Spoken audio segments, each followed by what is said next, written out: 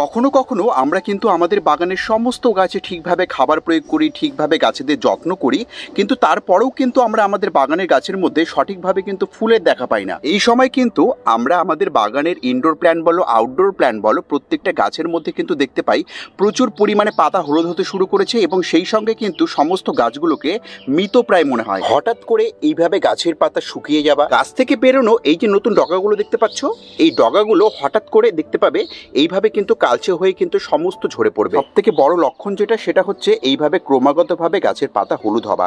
এই দেখতে পাচ্ছ, দেখো সমস্ত গাছের পাতাগুলো কিন্তু হলুদ হতে শুরু করেছে। এই যে প্রবলেমগুলো তোমাদেরকে দেখলাম, এই প্রবলেমগুলো তোমরা যদি গাছে লক্ষ্য করো এই সময়, হলে আমাদেরকে বুঝতে হবে আমাদের গাছের মধ্যে ইন্টারনাল ইনজুরি হয়েছে, মানে গাছ কিন্তু ফাঙ্গাসে আক্রান্ত হয়েছে। সেই সঙ্গে আমাদের গাছেদের মধ্যে কিন্তু পোকামাকড়ের আক্রমণ হওয়া শুরু হয়েছে। এই পোকামাকড় বা ফাঙ্গাসের আক্রমণ না হলে কিন্তু হঠাৎ করে দেখতে পাবে না যে নতুন ডগাগুলো এইভাবে শুকিয়ে যাচ্ছে, বা এই যে গাছের কাণ্ডগুলো দেখতে পাবে, দেখো কাণ্ডগুলো কিন্তু এই বৃষ্টি হবার পর কিন্তু দেখতে পাচ্ছ, দেখো প্রচুর পরিমাণে কিন্তু এইভাবে দেখো পচে নষ্ট হতে শুরু করে দিয়েছে। এর হাত থেকে গাছকে কিন্তু আমরা ন্যাচারালিভাবে বাঁচাতে পারি বাড়ির কিছু উপকরণকে ব্যবহার করে। তার প্রয়োগে আমাদের টবের মাটিতে কিন্তু খাবারের ঘাটতিও মিটবে এবং সেই সঙ্গে কিন্তু আমাদের এই যে গাছগুলোর মধ্যে বৃষ্টি হবার পর থেকেই যে ফাঙ্গাসের প্রবলেম বা কীটপতঙ্গের প্রবলেমগুলো শুরু হয়েছে, এগুলোকে কিন্তু সম্পূর্ণ আমরা দূরে করতে পারবো। তো চলো দেখে নিই যে আমরা ঘরের কোন উপকরণকে ব্যবহার করে গাছগুলোকে ফাঙ্গাসের হাত থেকে দূর করতে পারবো, গাছগুলোর এই সমস্যাগুলোকে দূর করে আমরা গাছেদের মধ্যে প্রচুর পরিমাণে ফুল আনতে সক্ষম হব।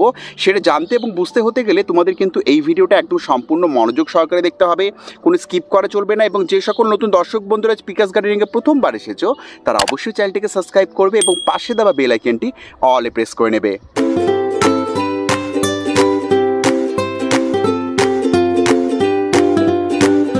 ঘরোয়া ছত্রাকনাশক বা কীটনাশক তৈরি করার জন্য সর্বপ্রথম আমরা কি করব, আমাদের স্প্রেয়ার নিয়ে নেব এবং এই স্প্রেয়ারের মধ্যে আমরা মোটামুটিভাবে কিন্তু এর মধ্যে 1 লিটার পরিমাণ কিন্তু সর্বপ্রথমে জল ঢেলে নেব। এই ঘরোয়া ছত্রাকনাশক বা কীটনাশক তৈরি করার জন্য প্রথম যে উপাদানটা আমরা নেব সেটা হচ্ছে লেবু।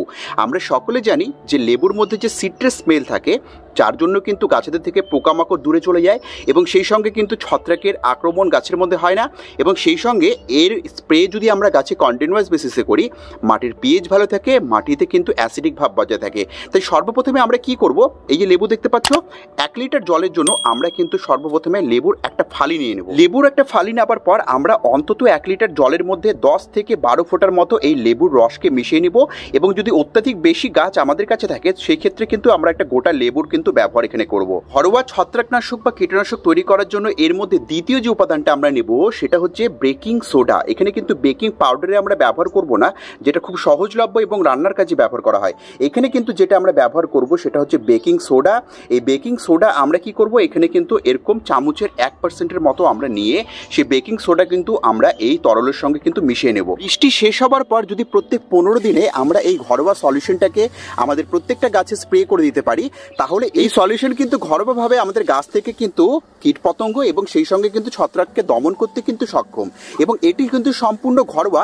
দেখলে বাড়ির কিছু উপকরণকে ব্যবহার করে কিন্তু আমরা এই সলিউশনটা তৈরি করে নিলাম। সময় নষ্ট না করে এই ঘরোয়া উপকরণগুলো ম্যানেজ করে তোমরা এই ঘরোয়া ছত্রাকনাশক বা কীটনাশক তৈরি করে কিন্তু বাগানের ইনডোর প্ল্যান্ট বলো বা আউটডোর প্ল্যান্ট বলো, প্রত্যেকটা গাছকে কিন্তু এই ছত্রাক বা কীটপতঙ্গের হাত থেকে কিন্তু রক্ষা করতে পারবে।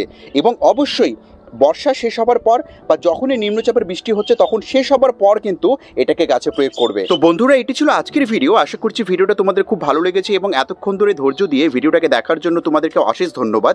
এভাবেই আমাদের ভিডিওগুলো দেখতে থাকো, এভাবেই পিকাস গার্ডেনিংকে নিজেদের ভালোবাসা দিতে থাকো। দেখা হবে পরবর্তী ভিডিওতে এরকম আরও নানান ইনফরমেশন নিয়ে, এরকম আরও নানান গুরুত্বপূর্ণ টিপস এবং ট্রিক্স নিয়ে। কিন্তু ততক্ষণের জন্য আমার প্রত্যেকটা দর্শক বন্ধুকে আমি এখানেই জানাচ্ছি আজকের মতো নমস্কার।